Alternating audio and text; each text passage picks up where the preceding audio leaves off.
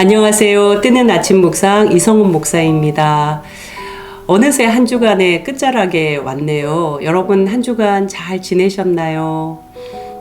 다음 주는 생각해 보니까 추석이 있고요.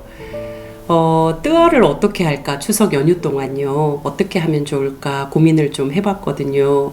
쉬어야 되나? 아니, 추석이 뭔 상관이야. 말씀 묵상인데 계속 해야지 하는 마음도 들다가. 그래서 이런 생각을 해봤거든요. 우리 뜨아 가족들과 함께 그 추석에는 송편을 먹잖아요. 그래서 송편을 빚으며 먹으며 함께 두런두런 이야기하는 그런 기분으로 다음 한 주 동안은 말씀 묵상보다는 일상 묵상을 좀 올려드리면 어떨까 그런 생각을 해봤습니다. 그래서 다음 주에는 조금 가벼운 마음으로 뜨아를 보시면 좋겠다 생각이 들고요. 여러분 다음 주에도 추석 연휴 동안 좀 가벼운 마음으로 뜨아 묵상 함께 하셨으면 좋겠고, 그리고 추석 기간 동안 여러분들의 마음이 평안하시고 행복하시고 즐거우셨으면 좋겠습니다. 오늘도 함께 나눌 말씀 창세기 12장 1절 말씀 같이 보시겠습니다. 여호와께서 아브라함에게 이르시되 너는 너의 고향과 친척과 아버지의 집을 떠나 내가 내게 보여줄 땅으로 가라. 아멘. 우리는 이미 11장 31절에서 이 떠나라는 말을 한번 살펴보았잖아요. 떠나라는 말이 두 군데 나오는데 11장 31절에도 나오고 12장 1절에도 나와요. 같은 떠나라는 말인데 전혀 다른 의미라는 거 우리가 이미 살펴봤고요. 삶의 공고함 속에서 사방으로 우겨쌈을 당한 것 같은 그런 데라의 한숨, 탄식 소리, 그것이 바로 11장 31절의 떠나였다면 12장 1절은요. 하나님의 말씀, 하나님의 소리. 누구를 향하였어요? 아브라함을 향하여서. 아브라함에게 말씀하시는 하나님의 목소리가 담긴 떠나가 12장 1절 말씀이죠. 여러분 사람이 언제 떠나게 될까요? 우리는 이러저러한 일로 떠나는 일들이 많잖아요. 여러 가지 이유로 살고 있던 집을 옮겨서 이동하기도 하고요. 떠나이죠. 또 열심히 다니던 직장을 또 옮김으로 떠나기도 하고요. 마음 나누며 서로 교제했던 사람과 떠나기도 하고요. 함께 살던 사람과 떠나기도 하고요.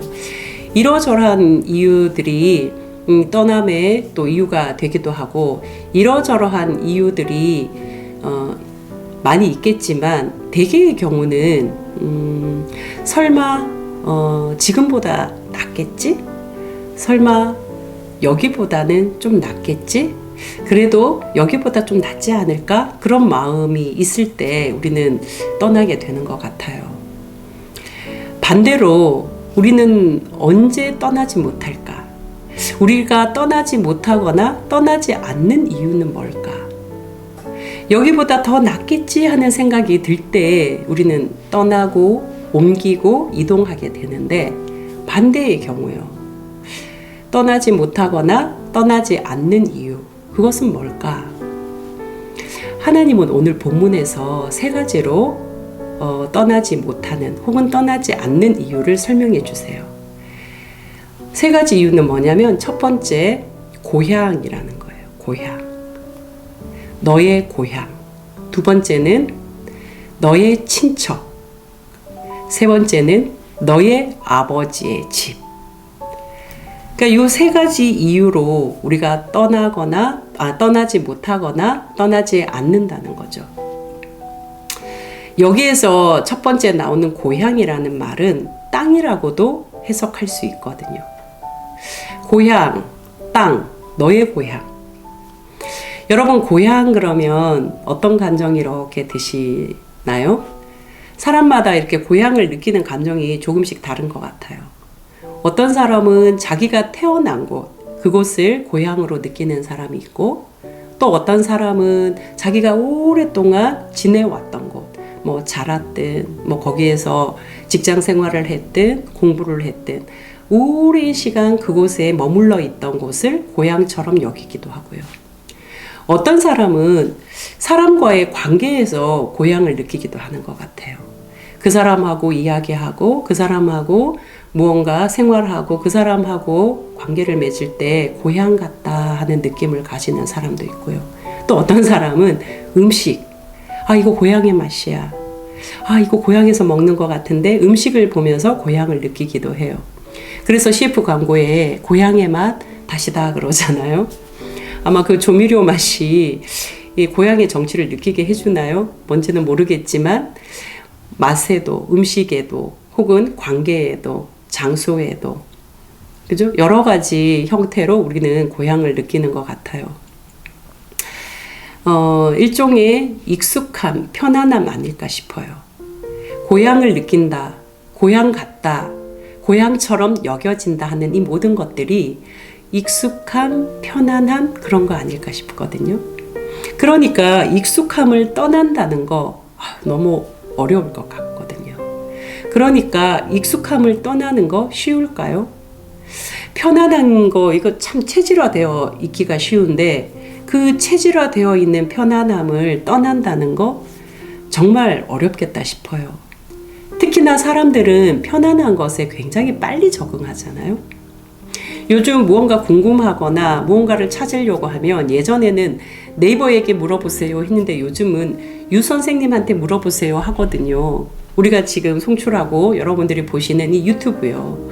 유튜브에 우리가 궁금한 것들, 내가 찾고 싶은 거 다 해결이 되잖아요. 그것이 무엇을 통해서 하냐면 컴퓨터 아니면 대개는 휴대폰으로 하잖아요. 그러니까 이 휴대폰이라는 것이 내 삶의 절반 이상의 어떤 의미를 차지하고 있는 것 같아요. 이게 없으면 너무 불편하거든요. 여러분 전화번호 예전에 다 외웠지만 지금 전화번호 외우는 사람 거의 없어요. 딱 치면은 이름만 쳐도 번호만 쳐도 핸드폰이 다 해결해 주죠. 핸드폰 안에서 다 해결이 되는 거예요. 전화번호, 연락처, 뭐 이메일, 심지어는 요즘은 뭐 아주 일반화되어 있죠. 은행 업무까지. 저도 은행 업무를 휴대폰으로 하는데 휴대폰이 뭐 잠시 안 된다거나 하면 여간 불편한 게 아니에요. 이거 안에서 다 해결이 되었거든요.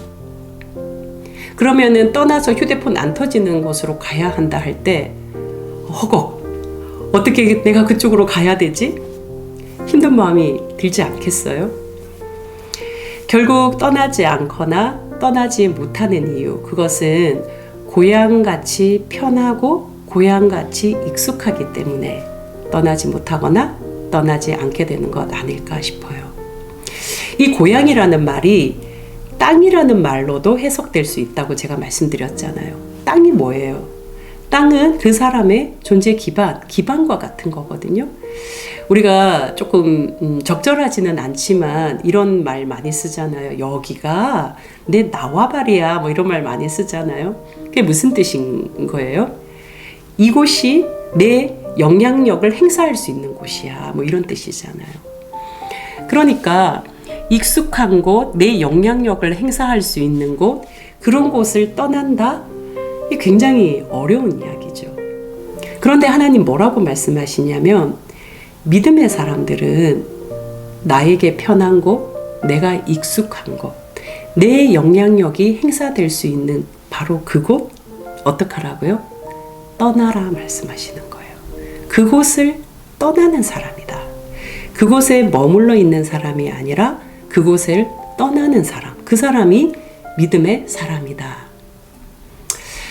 두 번째는요, 하나님께서 너의 친척을 떠나라고 하셔요. 너의 친척. 앞서 우리 노아 방주를 살펴봤는데 노아 방주에 누가 들어갔죠? 노아와 그의 가족들이 들어갔거든요. 그러니까 이 방주라는 곳은 굉장히 혈통 집결지, 그죠? 노아와 그와 관련된 가족만 들어갔으니까요. 가족 중심, 혈연 중심, 혈통 집결지라고 볼 수 있죠. 그런데 그 결과가 사실은 바벨탑으로 완전히 처참하게 무너졌잖아요. 그 혈연 중심, 이해관계 중심, 혈통 중심의 것이 무언가를 새롭게 하나님의 나라를 이끌고 만들고 하나님의 구원 역사를 이루어 간 것이 아니었다. 처참하게 실패했다는 거죠. 그래서 하나님은 이 아브라함에게는 새로운 버전의 메시지를 주시는 거예요. 떠나라. 뭘 떠나요? 혈통을 떠나라. 혈연을 떠나라. 너의 친척을 떠나라. 혈통, 혈연, 가족만 떠나면 되나? 그런 의미는 아니겠죠. 자기들끼리 뭔가 뭉쳐서 하고 싶은 될 만한 사람들, 우리가 누구하고 손잡고 일해요?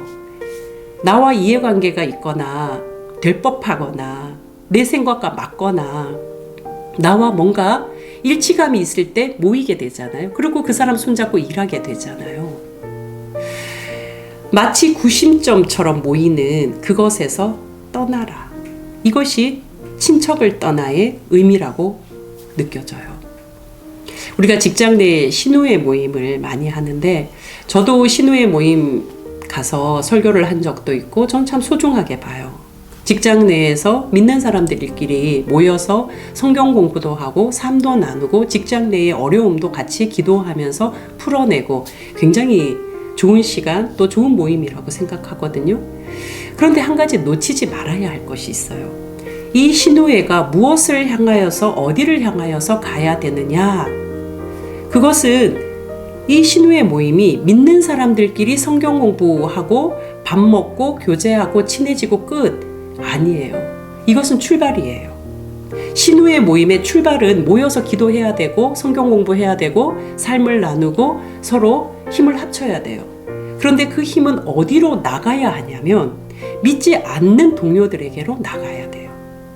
신우회 모임은 열심히 하는데 직장 내에 어려운 일 당한 동료를 나 몰라라 한다? 이것은 이 신우회 모임이 욕먹는 일이에요. 그러니까 그것은 신우회 모임의 정체성과 전혀 맞지 않는 거예요. 안 통하는 사람들과 통하며 살아가는 것, 여러분 그것이 복음이 아닐까 싶어요. 믿는 사람들끼리 똘똘 뭉치고 믿는 사람들끼리만 만나서 믿는 사람들끼리만 교제하고 믿는 사람들끼리만 서로 기도해주고 믿는 사람들끼리만 뭉쳐있는 거, 저 그거 그리스도인 아니라고 생각해요. 오늘 하나님께서 떠나라고 하시는 그 친척, 바로 그 친척이 거기에 해당되는 거 아닌가 싶은 생각이 들어요. 안 통하는 사람들요. 통하지 않을 것 같은 사람들요. 내가 쓰는 용어와 전혀 다른 용어를 쓰는 사람들요. 내가 경험한 것과 전혀 다른 경험을 하는 그 사람들과 서로 경험을 나누고 서로 말이 통하게 되고 서로 이해관계가 나누어지는 것. 여러분 이게 복음이 아닐까 싶어요. 이게 기쁜 소식이지요. 늘 마음 맞는 사람들하고만 모여있으면 어떡해요. 우리들의 약한 부분이기도 한데 낯가림 많은 거예요. 우리 낯가림 많잖아요. 그래서 낯선 곳에 낯선 사람, 낯선 상황 되면 자꾸 슬금슬금 뒤로 물러나가요. 그죠? 슬금슬금 하다가 문 밖으로 그냥 쑥 빠져나가는 우리의 모습. 친척을 떠나라. 너의 친척을 떠나라는 하나님의 메시지는 우리 삶의 이런 낯가림, 그거로부터 떠나서 앞으로 너의 얼굴을 내밀어라. 이 말씀이 아닐까 싶은 거예요. 마지막은 아버지의 집인데요. 아버지의 집이라는 게 뭘까요? 왜 아버지를 떠나라가 아니라 왜 아버지의 집을 떠나라? 왜 굳이 아버지의 집일까? 제가 예전에 이제 교회 사역을 할 때 실버 사역이라고 해서 만 70세 이상의 어르신들로만 이렇게 구성된 구역이 있었어요. 그 구역을 이제 지도하고 뭐 이렇게 섬기는 담당 교역자였는데요. 그때 어르신들이 늘 하시던 말씀이 있어요. 뭐라고 하시냐면 자식한테는 절대로 미리 재산 물려주면 안 된다는 거예요. 그때부터 우리는 찬밥이야. 절대로 돈, 유산, 재산 미리 물려주면 안 돼. 그렇게 말씀하시더라고요. 부모도 돈 있는 부모여야 부모 대접 받는다는 거예요. 뭐 반대도 있겠죠. 자식도 돈 있는 자식이라야 자식 대접 받는 것처럼요. 근데 저는 모든 자식이 그렇지 않고 모든 부모가 그렇지 않다고 생각해요. 저는 이 아버지의 집이라는 것이 유산 같은 거 아닐까 생각해 보는 거예요. 부모님이 나한테 뭔가 도움을 줄 수 있을 것 같아 하는 마음이 있는 자녀는요, 그 부모 떠나기가 굉장히 어려워요. 여기에서 이 도움이라는 것은 단지 물질만을 말하는 것이 아니라 여러 형태의 도움들 말이에요. 그것이 뭔가 나에게 제공되고 내가 그것을 받을 그런 기대감이 있다 하면 부모를 어떻게 떠나겠어요? 어렵지요. 하나님께서는 지금 너의 아버지와 단절하라는 게 아니에요. 너의 아버지를 떠나라, 너의 어머니를 떠나라, 너의 부모와 단절하라는 말씀을 하고 계시는 게 아니에요. 지금 부모로부터, 아버지의 집이잖아요. 부모로부터 무언가 나올 것 같은 기대감에서 떠나라는 거예요. 여러분 생각해 보세요. 유산이라는 거 생각해 보면 무임승차 같은 거 아니에요? 부전승 같은 거 말이에요. 경기하는데 그냥 훅 올라오는 부전승 같은 거예요. 젊은 가정이 결혼을 해서 맞벌이를 하고 아이를 낳고 정말 동동동동동동 거리면서 땀 흘려 힘들게 모으고 저축하고 대출받고 뭐 이자 갚고 원금 갚고 그렇게 하면서 10년 20년, 요즘은 더 될까요? 그렇게 모아야 어떻게 돼요? 겨우 집 한 채 장만하는 게 요즘 현실이잖아요. 그런데 이미 받고 시작하는 거예요. 이미 가지고 시작하는 거. 다른 사람들보다 짧게는 10년, 길게는 한 20년 앞서가는 거잖아요. 출발선이 다른 거죠. 부모의 유산처럼 우리 인생길에도 쉽고 빠르게 가는 길, 그 길에서 떠나라는 거, 바로 그 말씀이 아닐까라는 거예요. 아버지의 집이라는 것이 너의 인생길에서 무임승차할 수 있는 거, 너의 인생길에서 부전승할 수 있는 거, 너의 인생길에서 다른 이보다 출발선 쭉 앞에 내세울 수 있는 그 생각, 그 마음, 그 기회, 그 자리에서 떠나라. 내가 편한 땅에서 친척같이 익숙한 사람들과 한몫 좀 챙겨볼 법한 아버지의 집에서는 여러분 떠날 수가 없어요. 계속 머물고 싶어요. 떠나기가 너무나 힘들어요. 그러나 창세기는 우리에게 뭐라고 말씀하시냐면 떠나야 한다는 거예요. 하나님은 우리에게 아브라함아 떠나야 된다. 믿음의 사람아 떠나야 된다. 그 익숙하고 편안하고 뭐 하나 챙겨질 법한 그 자리에서 떠나야 한다. 떠나라. 떠나야 약속의 땅이 보인다. 떠나야만 비로소 내가 너에게 줄 그 땅을 볼 수 있게 된다. 여러분 머물러 있을 때는 이 약속의 땅이 안 보인다는 거예요. 하나님 왜 떠나라고 하시겠어요? 그 자리에 머물러 있을 때는 하나님이 주실 약속의 땅은 볼 수 없다는 거예요. 마치 이런 것 같은 거 아니겠어요? 아이가 엄마 뱃속에 있을 때요. 그 양수 안에서 얼마나 안전해요? 얼마나 그 안에서 편안해요. 그런데 그 안에 계속 머물러 있을 때 자신을 사랑하는 엄마 아빠의 모습은 볼 수가 없어요. 목소리는 계속 들리지만 그 엄마 아빠가 어떻게 생겼는지, 어떤 모습인지, 어떤 표정인지 볼 수가 없다고요. 어떻게 해야 돼요? 양수를 뚫고 나와야 돼요. 태내에서 밖으로 나와야 돼요. 태어나야만 해요. 그래야 귀로 듣기만 하던 그 까꿍 소리 있잖아요. 아가야 하던 소리 있잖아요.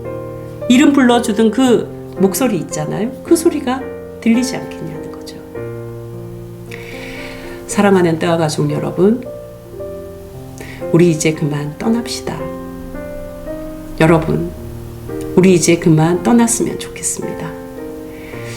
믿음의 사람은요, 이 땅을 사랑하고 이 땅을 주님의 마음으로 잘 섬기는 사람이지, 이 땅에 주구장창 자리 깔고 나 혼자 잘 먹고 나만 잘 살고 나만 위해서 살아가는 그런 사람이 아닙니다.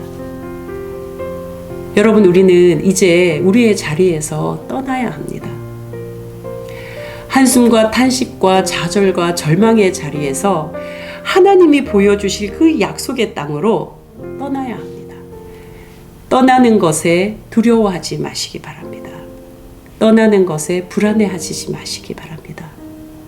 떠나서 갈 곳은 바로 하나님이 인도하시고 하나님이 보여주시고 하나님이 약속하신 그 약속의 땅입니다.